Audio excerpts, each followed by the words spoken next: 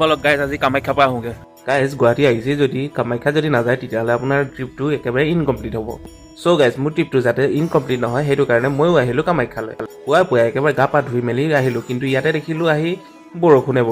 চ' good morning guys, আজিৰ ভিডিঅ'টো আৰম্ভ কৰিছোঁ মা কামাখ্যা মন্দিৰৰ পৰা আৰু আহি পাইছোঁ একেবাৰে বৰষুণ আৰম্ভ।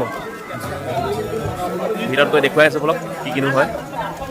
সঁচাই গাইজ বৰষুণ দিছে যদিও মোৰ মনটো একেবাৰে সেমেকি যোৱা নাই, কাৰণ ইয়াত আহি কিন্তু যিটো পজিটিভ এনাৰ্জি মোৰ মনটো একদম নেক্সট লেভেলৰ হৈ আছে। বিৰাটে মজা, বিৰাটে সুন্দৰ লাগিছে। আৰু এটা কথা গাইজ ক'বচোন, ভক্তবিলাক ইমান মানুহ কৰ পৰা আহে, ইমানেই মানুহ মানে একদম ইণ্ডিয়াৰ মানে চুকে কোনোবা ভিতৰৰ পৰা ইণ্ডিয়াটো ইণ্ডিয়া আৰু বাহিৰৰ পৰাও একদম ফৰেনাৰো আহে। গাইজ ৰাতিপুৱা ভিৰ হৈ যোৱাৰ কাৰণে আমি পাছো নাপালোঁ, মানে VIP পাছ থাকে, কিছুমান পাছ থাকে, কিন্তু সেইবিলাক নাপালোঁ। আৰু সেইটো কাৰণে আমি বাহিৰতে এনেকৈ এই ধৰণে মানুহে যেনেকৈ চাকি জ্বলাইছে আমিও মানে একফালৰ পৰা আমিও চাকি জ্বলাই গ'লোঁ। গাইজ কামাখ্যা দৰ্শন বহুবাৰ কৰিছোঁ, কিন্তু আজিলৈকে ভিতৰত সোমাই পোৱা নাই। আপোনালোকে কোনে কোনে ভিতৰত সোমাই পাইছে এবাৰ কমেণ্ট কৰি জনাব।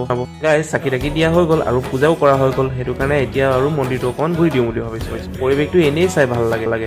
গাইজ আপোনালোকে কোনে কোনে কামাখ্যালৈ এতিয়ালৈকে আহিছে কমেণ্ট কৰি এবাৰ জনাব। চ' গাইজ আজি ব্লগটো ইয়াতে এণ্ড কৰোঁ। ভিডিঅ'টো চাই যদি ভাল পালে তেতিয়াহ'লে লাইক, শ্বেয়াৰ, কমেণ্ট কৰিবলৈ নাপাহৰিব। লগতে ফ'ল' কৰি ল'ব পেজটো। আজিলৈ বাই বাই।